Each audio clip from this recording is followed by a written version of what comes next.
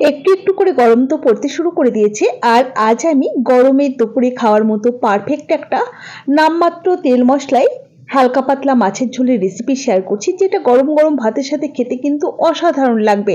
এইরকম মাছের ঝোল কিন্তু আপনি প্রত্যেকদিন রান্না করেও খেতে পারবেন। তো রান্নাটা করবার জন্য প্রথমে আমি নিয়েছি ফলুই বা ফলি মাছ, আপনারা কি নামে চিনেন অবশ্যই জানাবেন।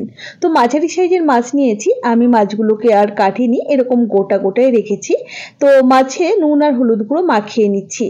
এভাবে নুন হলুদ গুঁড়ো মাখিয়ে মোটামুটি মিনিট 5 রেস্টে রেখে দেব। এতে করে না মাছ ভাজবার সময় কড়াইতে আর আটকে যাবে না। ফলি মাছ বা ফলুই মাছ কিন্তু আমাদের স্বাস্থ্যের জন্য খুব উপকারী একটা মাছ। তো এখন রান্নাটা করবার জন্য গ্যাসে একটা কড়াই বসিয়ে দিয়ে দিলাম পরিমাণ মতো সর্ষের তেল। এইটুকু তেলেই কিন্তু আমার পুরো রান্নাটা হয়ে যাবে। তো তেলটা কড়াইয়ের চারিধারে বেশ ভালোভাবে লাগিয়ে দিলাম, এতে মাছ ভাজবার সময় কিন্তু কড়াইতে আটকে যাবে না। এবারে নুন হলুদ মাখিয়ে রাখা মাছের টুকরোগুলো দিয়ে মিডিয়াম ফ্লেমে মাছগুলোকে উল্টে পাল্টে হালকা লালচে করে ভেজে তেল ঝরিয়ে তুলে নিচ্ছি। দেখুন, যেহেতু টাটকা মাছ আর দেশি মাছ, খুব বেশি কড়া করে আমি ভাজলাম না। তো মাছগুলো ভেজে তুলে নিলাম, একই রকম ভাবে পরের মাছটাকেও ভেজে তুলে নিয়েছি। তো মাছটা ভেজে তুলে নেওয়ার পর কড়াইতে যেটুকু তেল রয়েছে ওর মধ্যে সামান্য পরিমাণে একটুখানি রাঁধুনি আর কালো জিরে ফোড়নে দিলাম। আর কিন্তু কিছুই দেওয়া লাগবে না। এবারে এই যে লম্বা করে কেটে নেওয়া আলু আর গাজর দিয়ে দিলাম। এখানে আমি অর্ধেক গাজর আর একটা আলুর ব্যবহার করেছি। তো সামান্য পরিমাণে একটু লবণ দিয়ে দিয়েছি, একটু নাড়াচাড়া করে ঢাকা দিয়ে আমি ভেজে নিচ্ছি।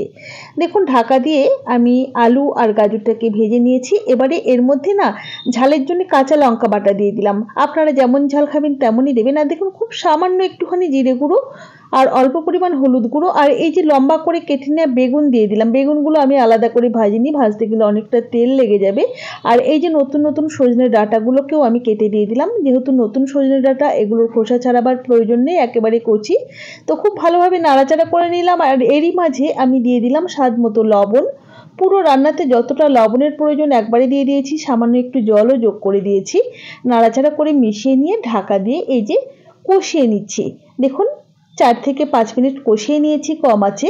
বেশ সুন্দর কিন্তু সমস্ত কিছুই অনেকটাই মজে গেছে। এবারে আমি ঝোলের জন্য পরিমাণ মতো ফুটন্ত গরম জল দিয়ে দিলাম। রান্নাতে গরম জলের ব্যবহার করলে রান্নার স্বাদ অনেক বেশি ভালো আসে। তো ঝোলটাকে একবার একটু নাড়াচাড়া করে নিয়ে বেশ ভালোভাবে ফুটিয়ে নিলাম। এখন এই যে ভেজে রাখা মাছের টুকরোগুলো একে একে দিয়ে দিচ্ছি। দেখুন, এটা আমি ফলুই মাছ দিয়ে করছি, আপনারা চাইলে যে কোনো দেশি টাটকা মাছ দিয়েই করতে পারেন।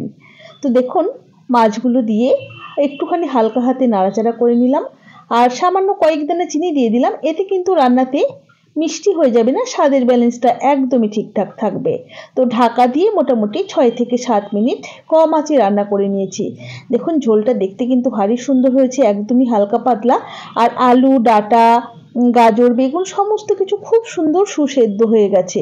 তৈরি হয়ে গেছে আমাদের অত্যন্ত সুস্বাদু, একদমই নামমাত্র তেল মশলায় মাছের ঝোল। এইরকম মাছের ঝোল কিন্তু আপনার খাদ্য তালিকায় আপনি প্রতিদিনই রাখতে পারবেন। আর এই রকম মাছের ঝোল বাচ্চা থেকে বৃদ্ধ প্রত্যেকেই খেতে পারবে। আশা করি এই রেসিপিটা আপনাদের প্রত্যেকেরই খুবই ভালো লেগেছে। যদি ভালো লেগে থাকে তাহলে অবশ্যই একটি লাইক, শেয়ার ও কমেন্ট করে পাশে থাকার অনুরোধ রইল।